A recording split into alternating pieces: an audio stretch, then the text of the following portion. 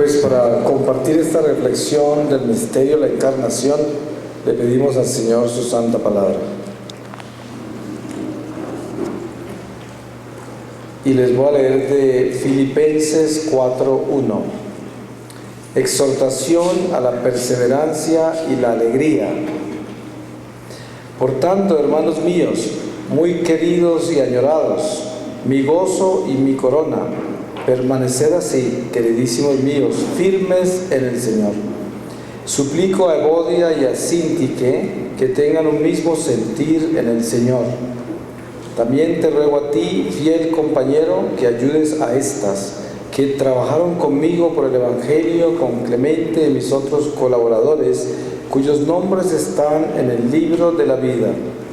Alegraos siempre en el Señor, os lo repito, alegraos.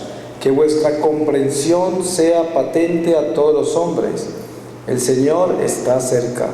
No os preocupéis por nada, al contrario, en toda oración y súplica, presentad a Dios vuestras peticiones con acción de gracias.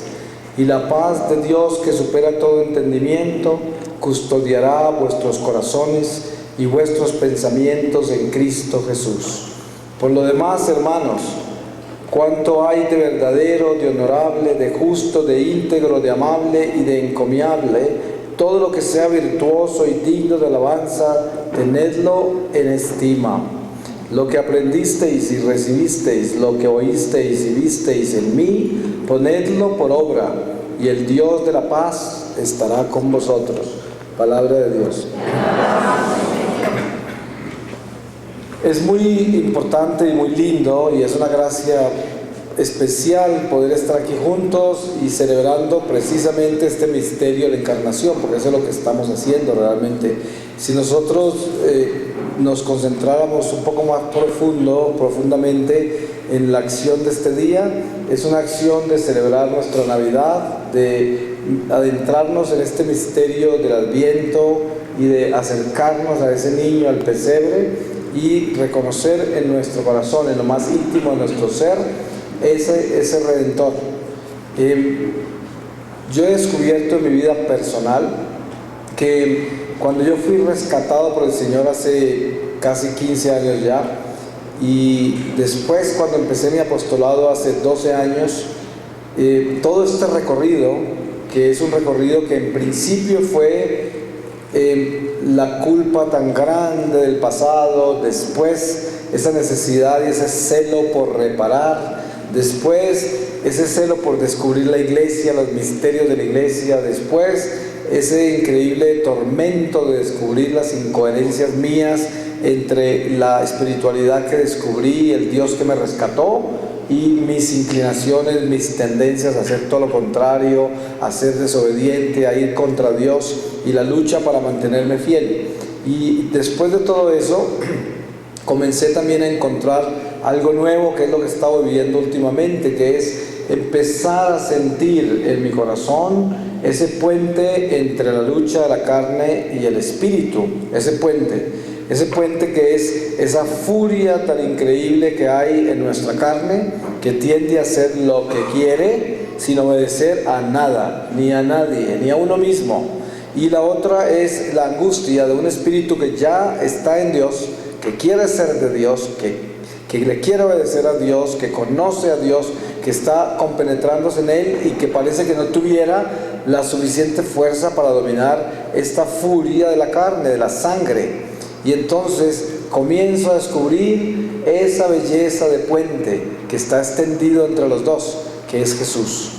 Jesús es ese puente. Redención es el encuentro entre la furia de la carne y la ternura del alma. Ahí es donde viene, solo Jesús pudo hacer eso, nadie más. El hombre, antes de ser redimido por Jesucristo, no podía tener puente entre la carne y el espíritu. La prueba está que miren toda la historia de la humanidad antes de Jesucristo y se darán cuenta que por mucho que quisieron tratar, no pudieron. Miren a Salomón, con todo lo que Dios le dio, la sabiduría que nadie ha tenido ni tendrá. Y Salomón se dejó tumbar por la furia de su sangre. Al final terminó de idólatra, hizo de todo. ¿Qué cosas no haría? David igual. Y miren cada uno de los ungidos de Dios. y encontrará cómo los tumbaba de fácil esa furia de la sangre. Ahora no es que sea muy diferente, pero la diferencia ahora es que nosotros realmente tenemos un puente extendido entre la carne y el espíritu, y ese puente es el mismo Jesucristo.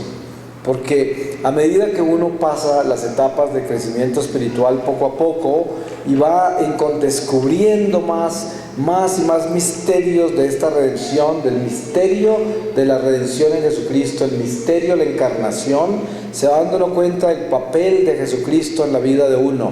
Porque aparentemente, desde un punto de vista religioso, Jesucristo nos salvó. Y Jesucristo es nuestra iglesia, Jesucristo es nuestra fe, Jesucristo es nuestro camino, nuestra verdad, nuestra vida, y todo esto resuena en el fondo de nuestra alma como algo auténtico, algo que yo puedo certificar. Mucha gente hasta ha muerto por eso, pero en el fondo lo más importante, creo yo, que es trascender la resonancia de toda esa herencia, de toda esa tradición, de toda esa información, de toda esa revelación y de toda esa religión, trascenderla para poder entender profundamente en nuestra vida el sentido de la redención, porque en esta forma encontramos el misterio de la encarnación. El misterio de la encarnación no tiene sentido en la vida nuestra si no entendemos el misterio de la redención, que es el puente entre el mundo temporal y la eternidad, entre el mundo material y el espiritual, entre la carne y el alma. Y ese puente es importante descubrirlo, porque ese puente es Jesucristo. Ahí es donde está la ciencia de la cruz. La ciencia de la cruz no se puede dominar si uno no entiende a dónde y por qué y de dónde a dónde está extendida esa cruz. ¿Qué es lo que conecta la cruz? Porque la cruz es un puente que se extiende entre carne y espíritu, entre carne y alma, que se extiende entre la tierra y el cielo, que se extiende entre el hombre y Dios.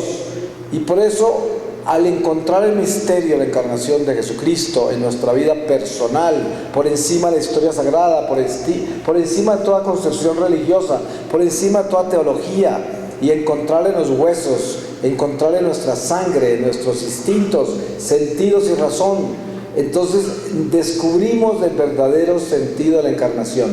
La encarnación de Jesucristo es tan impresionantemente grande y perfecta que el mismo demonio cayó en esa perfección porque atacó la imperfección temporal en que se colocó el mismo Dios, siendo el Dios hombre, el hombre Dios, es tentado por Satanás en el desierto. Satanás sabe a quién está tentando, pero también sabe una cosa: como él es 100% malo, entonces él sabe que Dios hace todo perfecto, y sabía que Dios se había hecho perfectamente hombre, entonces se había hecho perfectamente vulnerable, débil, perfectamente humano. Y él que tentó, no tentaba a Dios, sino lo que Dios hizo, que se hizo hombre, se hizo carne y tentó esa carne. Y él, sabiendo que pierde, sin embargo lo hizo. Y esto nos da una enseñanza muy grande a nosotros, la enseñanza de la acción del mal. La acción del mal es que es 100% malo, por lo tanto ataca siempre, sin importar si gana o pierde, no importa. Es como un criminal en la calle que roba y atraca. Entre más criminal se vuelve, menos le importa si lo matan, si lo encuentran, si lo sorprenden, no le importa, va a atracar y así le dispara y se defiende disparando también y muere atracando, muere en el crimen. Y ese es el diablo es eso, es malo y ataca y no le importa y ataca sin importar cuándo ataca. Y este sentido es importante tenerlo claro en nuestra vida, porque para entender redención, para entender encarnación, tenemos que entender también resurrección. Resurrección es alcanzar, abrazar este misterio de la encarnación a través de la redención. Eso es resurrección. Porque ¿cómo puedo yo entender qué es resucitar si yo no entiendo lo que es encarnación? Si no entiendo lo que es encarnación, no puedo ser redimido, porque no encuentro la redención en mi vida y por lo tanto jamás podré resucitar. Y cuando uno dice resucitar, tiene que entender que para resucitar algo tiene que haber estado muerto, ¿no es verdad? Porque ¿cómo va a resucitar uno a alguien que está vivo? Tiene que resucitar a alguien que está muerto. Entonces dice el Señor en la palabra, dice: yo te resucitaré en el último día. ¿Qué está diciendo con eso? Estás muerto, yo te voy a resucitar. Porque si estuviera vivo, ¿por qué lo va a resucitar? Entonces, ¿qué quiere decir con que estás muerto? Quiere decir que estás todavía en un principio de gestación del cual tienes que salir y encontrar esa plenitud para ser resucitado. Pero en ese periodo de gestación en que nos encontramos, que es precisamente la preparación de esta Navidad, que es encontrar el misterio de la encarnación del Señor en ese pesebre, esa preparación de ahí es descubrir el estado natural de nuestra vida temporal y saber qué tipo de preparación necesitamos para poder entender el puente entre la carne y el alma, la carne y el espíritu. Y ese puente es Jesucristo, es la redención, es el puente que solamente es posible por su encarnación. Entonces ese verbo divino que se encarna se convierte en un puente. Miren qué libertad tan grande es esa. El hombre vive una vida natural y el hombre está apoyado en sus instintos, sentidos y razón, y se considera dueño de sí mismo, es autosuficiente. Pero cuando las cosas le salen mal, se empieza a dar cuenta que no hay tal autosuficiencia. Especialmente cuando usted se enferma gravemente, se da cuenta que no tiene control de esa enfermedad. Hay mucha gente que regresa a reconocer la vida sobrenatural y a reconocer a Dios cuando tiene una emergencia incurable, algo irreversible, algo que no lo puede solucionar la ciencia humana. Algo que ningún ser humano puede ayudar. Y ahí sí acudimos a lo invisible, a lo imposible, a lo inaccesible, a lo intangible, a lo invisible. Y esto es algo que es absurdo en principio cuando no necesitamos a Dios. Si yo no necesito a Dios, yo no tengo necesidad de acudir a lo invisible, intangible, incomprensible, insondable, que es la revelación de la fe. El Jesucristo que se hace puente entre nosotros y la gracia eterna, que es Él mismo, porque Él mismo es la gracia eterna, Él mismo es nosotros, porque Él mismo nos creó, somos sus criaturas. Pero miren que Dios en su infinita creatividad, porque Él es el creador y crea permanentemente todo nuevo. Es increíble que nosotros podemos decir que en un segundo adelante somos algo nuevo, porque todo se está transformando todo el tiempo, aunque no lo podamos ver. La tierra se mueve y nosotros no la sentimos y se está moviendo. Todo este cuerpo, este organismo está moviéndose por todos lados. Hay cosas palpitando permanentemente dentro de nosotros y nosotros no necesariamente estamos conectados conscientemente a cada palpitar, a cada célula, a cada gota de sangre que se mueve, a cada pensamiento, a cada sentimiento, a cada emoción, a cada impresión, a tantas otras cosas que envuelven el misterio de nuestra vida. Existimos en medio de todo esto. Tenemos tantos elementos en la naturaleza que forman una perfecta ecología y tenemos tantos elementos en el espíritu que forman una perfecta teología. El tratado de Dios, increíblemente incomprensible pero perfecto. Y todo este enjambre de nuestra existencia descansa en una sola persona. Descansa en Jesús en el pesebre, ahí por quien todo fue hecho, por quien todo fue creado. En Él descansan todas las cosas, por Él se crearon todas las cosas. Y si nosotros entendemos este misterio, llegamos a la encarnación del Verbo Divino y ahí depositamos todo esto. Ustedes se dan cuenta cuántas personas son esclavas de las terapias. Hay gente que es esclava de un psicólogo, de un psiquiatra toda su vida. Hay gente que es esclava de toda clase de situaciones externas para poder sobrevivir la angustia interna y jamás la solucionan. Tienen que ser dopados, tienen que ser personas adictas a la dirección de otro ser humano porque por sí mismas ya no subsisten. Es el producto natural de esta sociedad consumista, materialista y relativista. El ser humano que pertenece solo al sistema humano es un ser totalmente limitado porque se cree autosuficiente, pero tiene situaciones interiores que jamás podrá resolver. Nunca podrá sentir el verdadero gozo ni la verdadera paz, porque eso no existe en un ser racional. Una persona que no es espiritual jamás tendrá compasión ni caridad, ni tendrá paz ni gozo interior. No tendrá sino euforia cuando las cosas le salen bien. Es lo único que tendrá.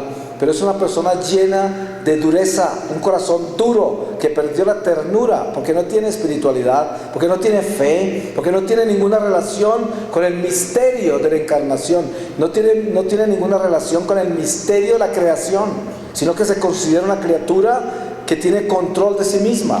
Y des en cuenta, la gente que es autosuficiente es gente soberbia.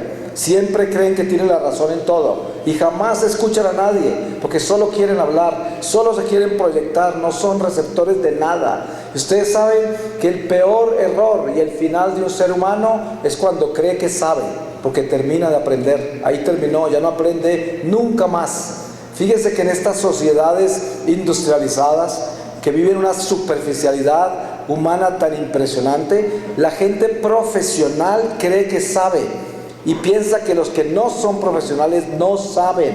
Hay gente que se discrimina por razas. Yo conozco gente, yo viajo por el mundo entero y yo encuentro razas y culturas que son tan absurdamente ignorantes que creen que son mejores que otros. Hay gente así, porque la torpeza puede llegar en el ser humano a creer que está en una civilización mejor, que está en una persona más avanzada, que este lugar es superior al otro. ¿Se imaginan cuando todos terminamos en el mismo ataúd? Todos nos podrimos y nos entierran a todos, así sea blanco, negro, amarillo, tenga los títulos que tenga, la civilización que tenga, la cultura que tenga, la ciencia que tenga, todos nos podrimos, acabamos en un hueco en la tierra. Esto es la realidad. ¿Y por qué no vamos a escapar de eso? Y si nosotros entendemos la trascendencia que hay entre la carne y el espíritu, despertamos al ser superior y dejamos de ser seres elementales. Miren, al principio cuando yo era muy joven me casé, no tenía ni 20 años y vivía la época de los hippies con el rock and roll y las drogas alucinógenas, vivía en una nube y pues tenía una etapa que parecía ser muy feliz, pero yo no sabía que estaba en una etapa totalmente destructiva. Había mucha creatividad, porque yo soy artista desde niño y tenía toda clase de creatividad en la música, en el arte, en la literatura, en todo aspecto. Y me fui a estudiar a Alemania, la ciudad de Hamburgo. Allá viví más de 6 años, ahí nacieron mis hijos.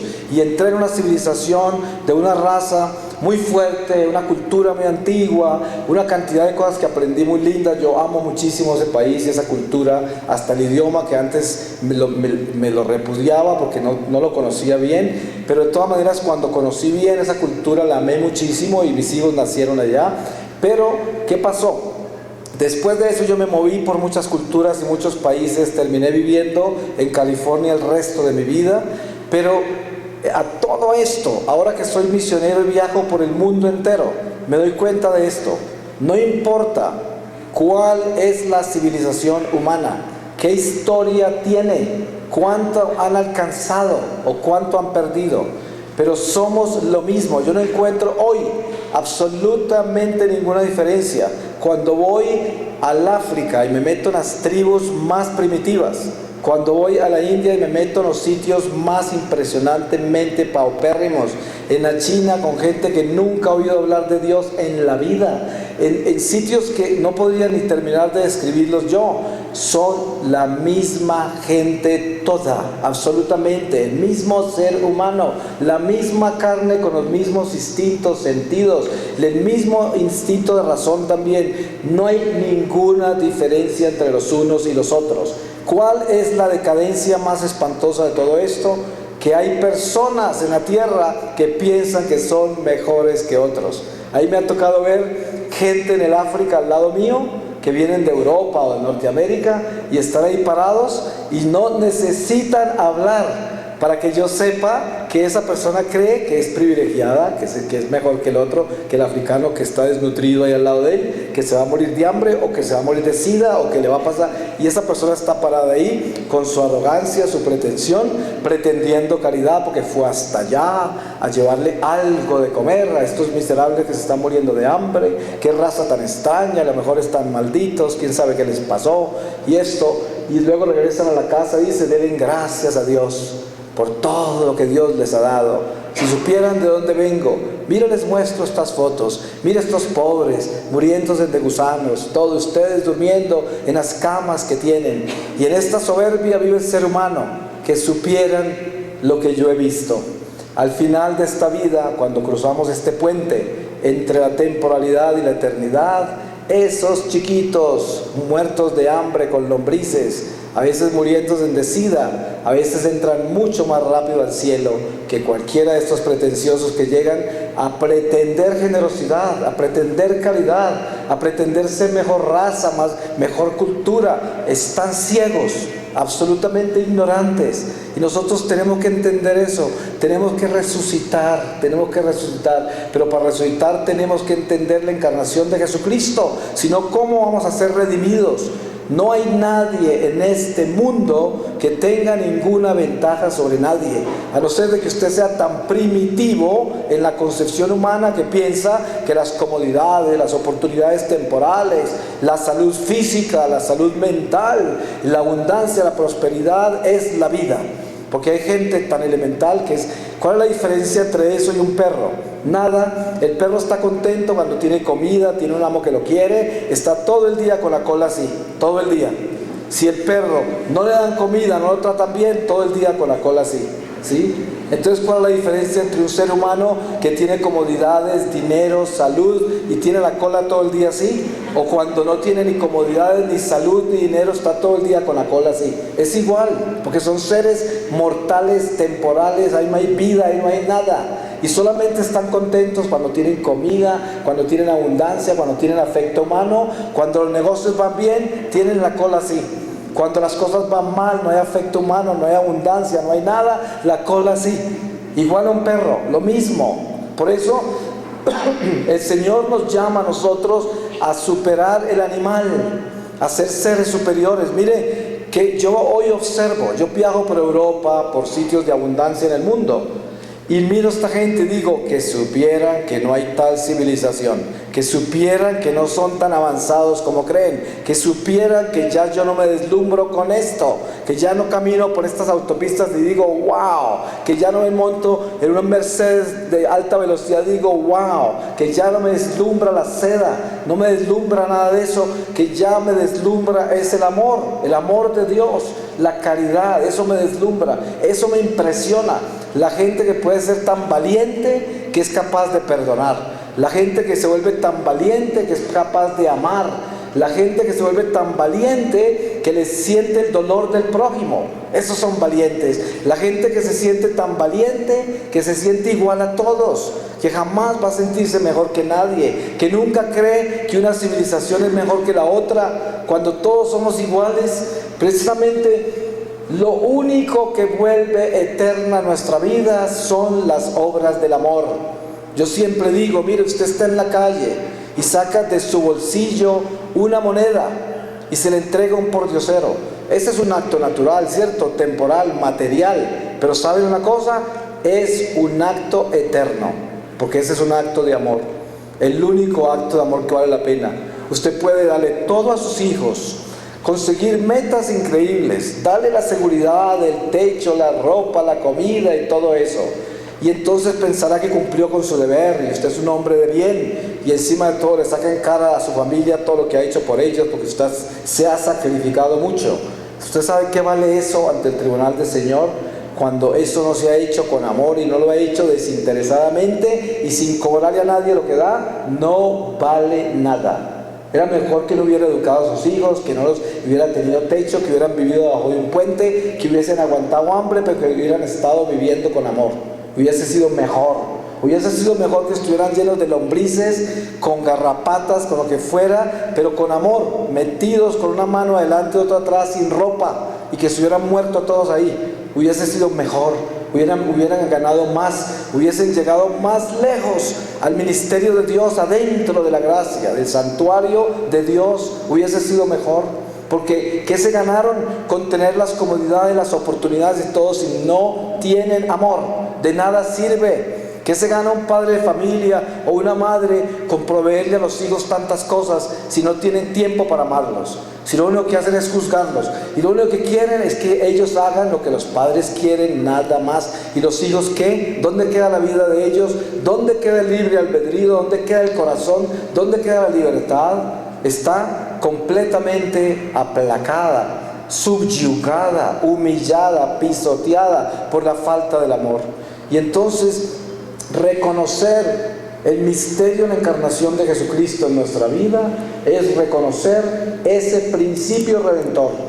Les decía que yo descubro últimamente en mi vida, después de tantos años de caminar con el Señor y tratar tan duro todos los días de mantenerme fiel a Él, que es una lucha diaria, porque la conversión es todos los días tenemos que amarrarnos, todos los días tenemos que sujetarnos a la obediencia, y hay días que perdemos, y esos días son horribles, son oscuros, porque nos sentimos hipócritas, nos sentimos gente que no va a ser capaz, pero el Señor siempre nos rescata, porque precisamente eso es redención. Redención también es diaria, todos los minutos el Señor nos está rescatando, porque ya nos mostró la caída, y por eso ese lazo permanentemente extendido sobre este lago que tiende a absorbernos, a chuparnos, a ahogarnos, a estrangularnos, que es el lago del pecado. Esto precisamente es una lucha diaria, pero sin embargo descubro que este puente este puente maravilloso entre esta angustia de esto que me quiere consumir y sucumbir en el pecado, porque esta alma se quiere a veces hundir de la desesperación de no poder superar mis defectos. Entonces ahí encuentro el puente, ese puente maravilloso, redentor de Jesucristo, y ya sé que no soy yo, que yo no puedo hacer nada por mí mismo, que yo solo me hundiría, que yo solo acabaría con todo y no podría hacer nada, pero descubro ese puente, y qué alegría tan grande que es ver la acción de Dios en nuestra vida, verla de verdad, y dejar de ser el iluso, el tonto, que pienso que yo tengo control sobre mi vida. 47 años viví así, como un tonto, lleno de aire, lleno de formación académica, lleno de dinero, lleno de ideas, lleno de toda clase de oportunidades en la vida, totalmente vacío de Dios. Qué pérdida, qué desperdicio, qué falta de amor tan espantosa. Hoy podría decir, ¿qué importa todo este increíble edificio en que nos construimos nosotros con todas las ideas humanas? ¿Qué importa todo eso? Porque si nosotros recibimos la verdadera gracia del puente que está extendido entre la naturaleza caída y la redención en Jesucristo, para poder resucitar nosotros a lo que perdimos, a la gracia que perdimos, entonces eso es lo único que vale al final de cuentas. Descubramos la encarnación de Jesucristo en la acción de Dios en nuestra vida. Usted pensará hoy por un momento, ¿qué habrá hecho Jesucristo en mi vida que yo pueda descubrir realmente, así que lo pueda descubrir? Porque yo me levanto y parece que fuera yo el que me levanté solo. Yo me visto y soy yo solo el que me vestí. Yo me baño, pues yo como y yo hago esto, yo trabajo por mi propio sustento, yo soy el que aconsejo, yo soy el que tomo decisiones de sí o no hago lo que hago. Y al final, ¿dónde encuentro la acción de Dios en mi vida cuando parece que yo estoy haciendo todo? Parece que ahí no hay nadie. Yo no he visto a nadie poniéndome la ropa, yo no he visto a nadie dándome con la cuchara la comida, con excepción cuando era niño. Pero ¿y qué? ¿Dónde está Dios? ¿Cómo actúa Dios en mi vida? Cuando yo voy por la calle y por milagro no tengo un accidente, siempre me acuerdo que salté a tiempo, que me di cuenta a tiempo del peligro y por eso lo evité. Entonces, ¿cómo hago para descubrir a Dios en mi vida? ¿Qué es lo que Dios hace? ¿Cómo lo descubro? Y aquí viene la pregunta, es que si nosotros no partimos del principio de que tenemos que aceptar que somos criaturas y fuimos creadas, entonces jamás vamos a entender que creado quiere decir que Dios lo hizo, y si Dios lo hizo no fue un accidente, y si Dios lo hizo es que usted pertenece a un plan, el plan de Dios. De la única manera que usted no está en ese plan es si usted voluntariamente se sale de él. Es como los padres en un momento dado tienen planes para nosotros. No necesariamente todos los planes de los padres son buenos, porque hay padres que andan muy confundidos, pero normalmente un padre bueno, que viva en la fe, que sea un hijo de Dios fiel, ese padre seguramente tiene un plan muy bueno para el hijo. Si el hijo se mantiene dentro de ese plan, va a tener siempre la bendición del padre. Si el hijo se sale de ese plan, no tiene la bendición del padre. Cuando nosotros somos obedientes a Dios, pertenecemos a un plan perfecto, y todo lo que sucede en nuestra vida, por absurdo que sea, es perfecto. Es el descanso del justo. ¿Cómo descansa el justo? porque sabe que todo lo que está haciendo es voluntad de Dios, porque le obedece a Dios y por lo tanto no es autosuficiente, sino que tiene todo consagrado en Dios y camina en su voluntad. Entonces, ¿cómo descubro la voluntad de Dios en mi vida? Si yo soy fiel a Dios, todo lo que sucede en mi vida es su plan. Si yo soy infiel a Dios, todo lo que sucede en mi vida es mi plan. Y mi plan es absolutamente imperfecto, porque ¿cómo puede un ciego planear su caminada? No la puede planear, porque no ve. Y por eso yo, siendo ciego a la eternidad, siendo ciego al mundo espiritual, yo no puedo guiar mis pasos. Por eso el Señor nos dio un ángel guardián y es invisible. Y la razón por la cual es invisible es porque Él nos puede guiar por el camino invisible y defender del enemigo invisible. Y esto lo tenemos que tener claro. Pero todo esto solo lo entendemos en fe. ¿Y qué quiere decir eso? Que aunque no lo entendamos, lo aceptamos. Y por eso Jesús decía a Santo Tomás: dichoso aquel que cree sin ver. Y ahí viene el principio de la fe. Entonces, ¿cómo hago para descubrir la acción de Dios en mi vida? Muy sencillo. Entonces tengo que pararme por un segundo, mirar bien mi vida y decir: esto no me lo inventé yo, esto no es obra mía. Un segundo nomás que lo haga, pero hágalo sinceramente. Eso seguramente lo hacemos muchas veces, decir: ¿cómo no va a reconocer a Dios? ¿Quién hizo estas montañas? ¿Quién hizo esto tan perfecto? ¿Quién me da esto? ¿Quién me da aquello? Pero verdaderamente estamos hablando la verdad. Cuando después de decir eso, salimos a pretender controlar nuestra vida como si Dios, el que acabamos de alabar y reconocer en la creación, parece que no existiera. Porque cuando algo sale mal, estamos en el suelo tirados de desconsuelo. Cuando algo es absurdo en nuestra vida, estamos perdiendo la fe. Estamos llorando otra vez diciendo: ¿cuándo Dios cambiará esto? Porque hasta lo tentamos. Entonces, la verdad sobre la encarnación del Verbo Divino, ese misterio, es reconocer que nosotros estamos acá viendo la obra redentora en el don de la vida. Yo tengo una vida que no puedo explicar. Muy sencillo. Yo en estos días de reflexiones navideñas decía algo: nosotros llamamos este mundo material el mundo natural, porque es visible, asequible, tangible, ¿cierto? Es como algo que podemos racionalizar. Pero ¿saben qué? No hay nada natural del mundo natural, es absolutamente sobrenatural. ¿Usted le puede dar alguna explicación a esto? ¿Usted puede explicar las maravillas de la creación, las maravillas de su propia vida? ¿Acaso no es esto un don sobrenatural? Entonces lo que llamamos natural tiene origen sobrenatural, por lo tanto toda nuestra vida es un don sobrenatural. Y comencemos por ahí. Yo tengo que enfrentarme a esta realidad. ¿Creo o no creo que fui creado por el Creador? Eso es importante, no un trabalengua, sino que es la realidad. ¿Creo o no creo que fui creado por el Creador y por lo tanto soy criatura? Y debo servirle a mi Creador.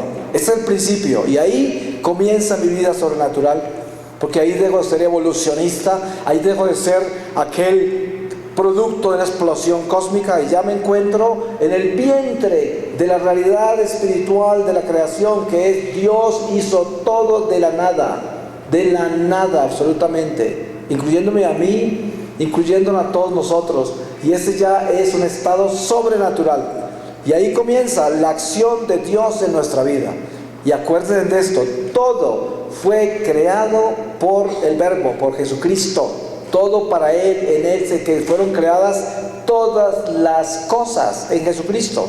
Entonces, ¿cómo puedo ver la acción de Cristo en mi vida? ¿Dónde la veo? En todo, porque todo fue creado en Él y para Él y por Él.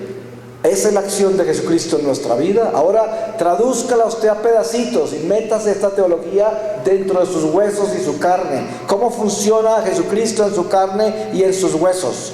En el amor, ahí funciona Él. ¿Cómo puedo saber yo que Dios palpita en mi corazón? Cuando amo.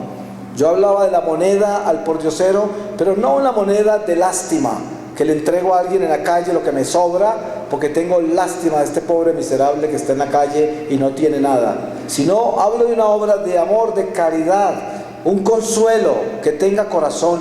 Y yo doy esa limosna, y ahí se extiende mi vida a la eternidad con ese mismo pordiosero. Los dos nos eternizamos en ese acto de amor. Ese es Jesucristo en mi corazón. Solo Cristo puede hacer posible que yo tenga ese momento de amor, nadie más, porque Él es el puente entre esta humanidad y el amor, es el puente porque Él es el amor. Entonces ese amor que fluye de mí se convierte en un puente entre mis actos temporales y la eternidad, y hace mis actos temporales eternos a través del amor de Dios que fluye dentro de mí por la presencia de Cristo vivo en mi vida, por el orden sobrenatural de las cosas, empezando porque si la vida nuestra de por sí, llamada natural, es sobrenatural por esencia, ¿cómo no será más grande todavía el encuentro con la unción sobrenatural en la vida natural, que es sobrenatural, del bautismo? El bautismo que hace Dios con una obra que ya es sobrenatural, le da una unción sobrenatural y le da espíritu, porque alma, usted sabe que el alma anima la materia.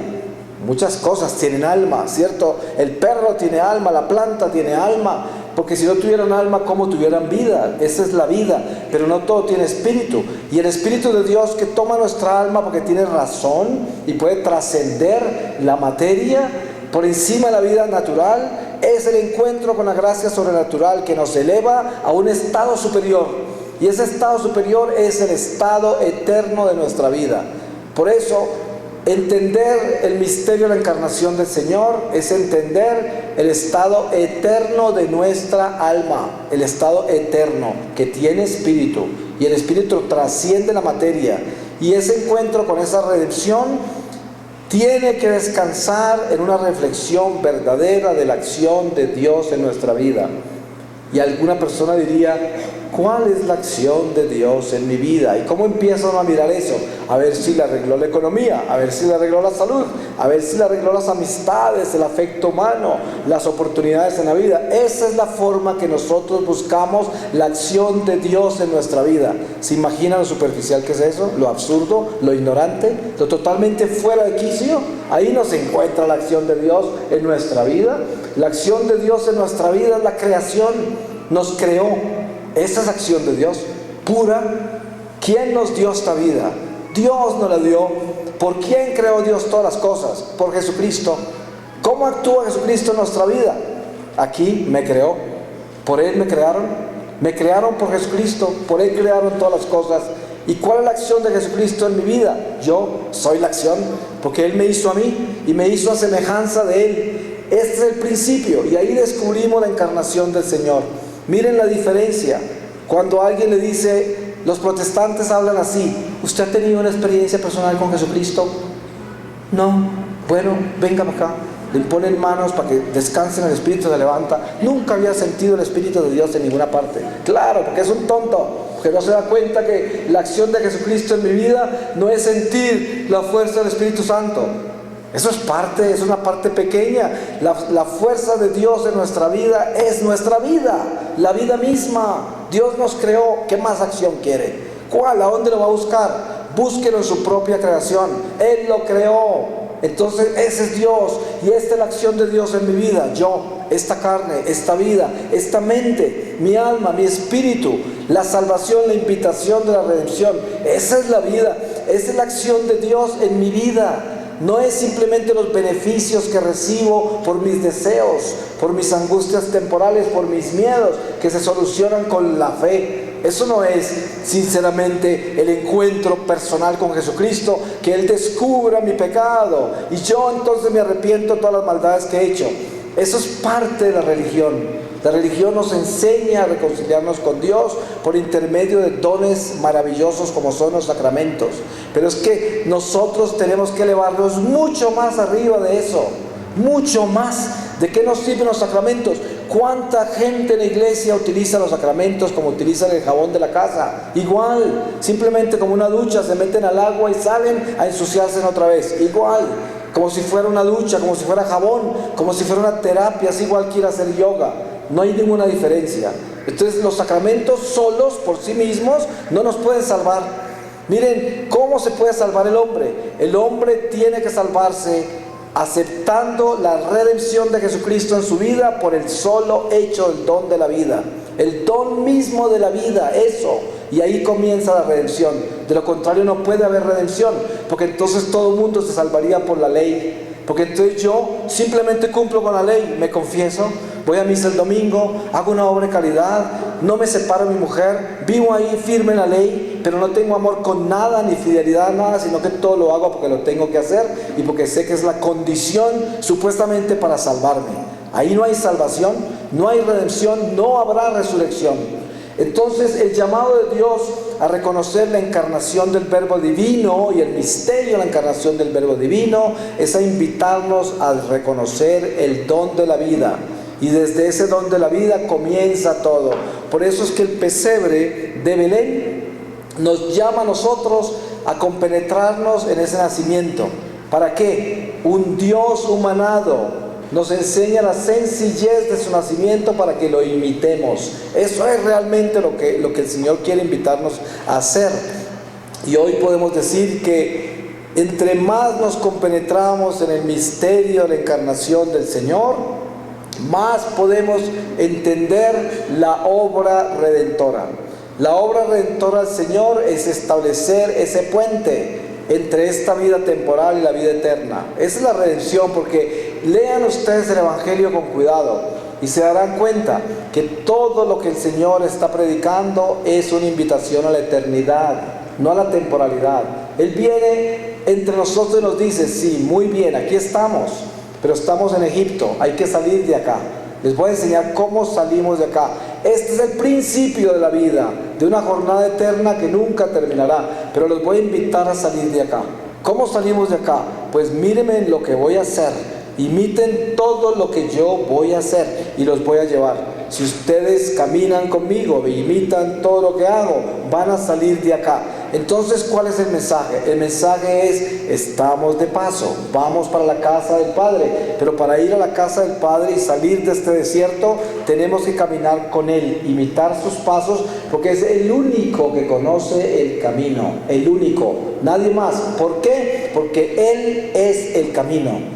Y el único que tiene la verdad para caminar sobre ese camino es Él, porque todo fue hecho por Él, en Él, para Él, todo. Entonces, hoy podemos decir, ¿cómo concluiríamos esta reflexión del misterio de la encarnación del Señor?